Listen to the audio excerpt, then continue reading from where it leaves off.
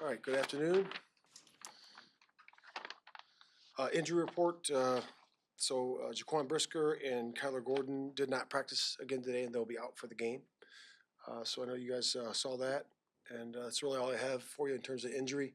Still working through both of their issues that they have, and one's in protocol, working through that, and then Kyler's just working through his hamstring. So we'll see where it goes.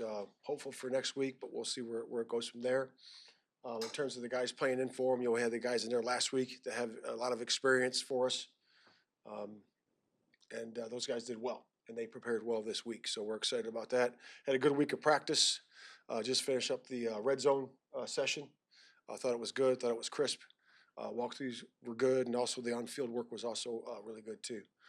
So I know the guys are excited about this competition. We haven't played in a little bit of time, so I know the guys are excited to compete against these guys in Washington. So with that, I'll take questions. Do you have a sense with Jaquan where he's at mentally dealing with everything right now for the last couple of weeks? He's in a good spot.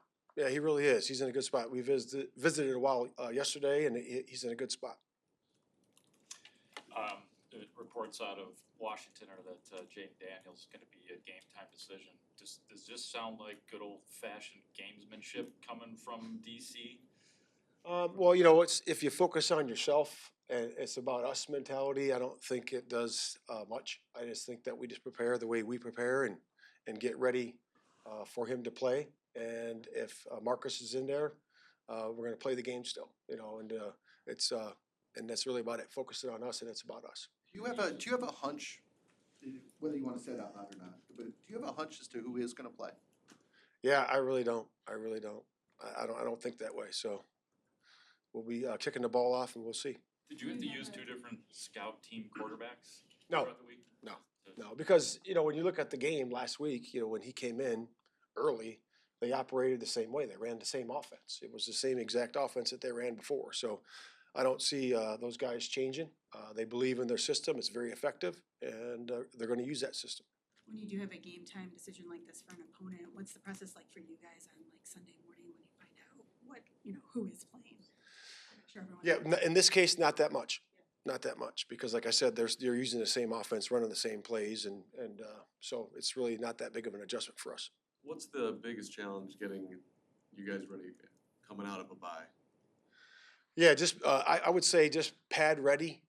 Getting pad ready. So we had a really good pads practice on Wednesday. I think that's important. I think bringing the guys back in on Monday and having a walkthrough and getting them back into the football side of things, I think is very important. And then working through into that Wednesday, have a real good pads practice that way. And the sense of urgency to improve on the items that we talked about with each individual and then each unit. We have a few things on all sides of the ball to do that, and just really creating that atmosphere. Terrell Smith, after missing 3 games, coming back, how do you feel about where he's at when he can bring the secondary? Yeah, he's good. He's in a good spot. He's done a lot for us in the past. He's started for us. He's played well for us, and we're expecting him. He'll be in there some and rotating a little bit. So it's going to be exciting for him to be able to play in the secondary, and he's made a lot of impactful plays for us in the past.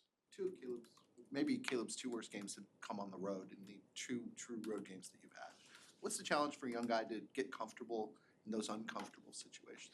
Yeah, I mean, we're talking about a small sample size here, right? Beginning of his career. So I would say that he is where he is right now, and he's looking to improve every single week. And this week's no different. And really just overall improvement, overall quarterbacking, leading the team. So that's what he's going to do this week. That last road game was 4 or 5 weeks ago. Just given how much he has grown during that time, does it feel to you like that was, a year ago? Does it feel really far? It does. It does. It always feels that way, right? So it's a week to week, and every week seems like it's about 4 weeks. But so it does seem like a long time ago. You put a lot of work and preparation every single week preparing for that particular opponent, getting our team ready, guys coming together to really put the game plan together. So it's a lot of work every single week. And again, he's a few weeks away from that now, so he's in a good spot. When you look at your offense, what struck you about some of the things you've been able to unlock with the screen game in particular? Yeah, well, I think the screen game is always about timing. You had to have really good timing on it. When for the blocks of the linemen, up here. A little bit different in college. They can be 6 or 7 or 8, 10 yards down the field. So that's a little bit different. But and then just putting your skill in position to make plays. So you put your skill in the space to make plays, and you can do that different ways. Outside tunnel screens, slow screens, slip screens by the tight end, different screens that they utilize, that every team utilizes. But I think you get what you emphasize. If you emphasize and work on the timing of it, I think that's when it's good. When you get those to go for some explosives, what does that do to strain an opposing defense when they've got to respect that element of things as well? Yeah, it's big. It's big because there's a separation there between the rushers, and then that second line of defense. Depending on what coverage contour you put out there. But I do believe that it does stress you out. It stresses out especially with the dynamic athlete, that Washington has and that we also have. You got to do a good job of leveraging the ball and cupping the football in that space, and then really closing that space as fast as you can from the front line to the second line to the back line.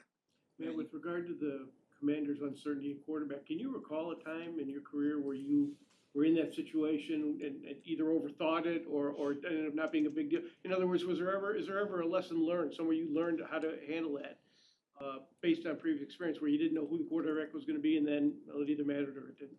Yeah, I would say that would be different if you're going to talk about a different way to play, But I don't see that here. But to reflect on your question, I would say that yes, probably at receiver, where you're going to move your coverages and your contours towards that receiver and taking that guy away on first, second, and third down. If you had a really good receiver like that, you didn't know if he was going to play or not, so you'd have to have a plan, and then for him being up, and then a backup plan. Man, you guys have a chance at your 5th win of the season this week. Didn't get a chance at that till December last year. How have you noticed the difference in this year affecting the guys in the locker room? Yeah, just the guys are preparing well, and they trust each other. They believe in each other, have faith in each other. Really, just that, and guys really are working towards a common goal to get 1 week at a time and get the job done for that particular week. And this week's been no different. The guys have worked really hard. I can see the trust and the belief in each other, and they just keep working that way and preparing and trying to improve each week. Matt, the Commanders' offenses create a lot of explosive plays. What has allowed them to really do that? And does motion? They also utilize a lot of motion. Does that affect how they're able to create those explosive? Yeah, it goes back to what I was just talking about before. They get their athletes in space, and they do a really good job with that. And they've hit some good runs too. They've really done a good job with that.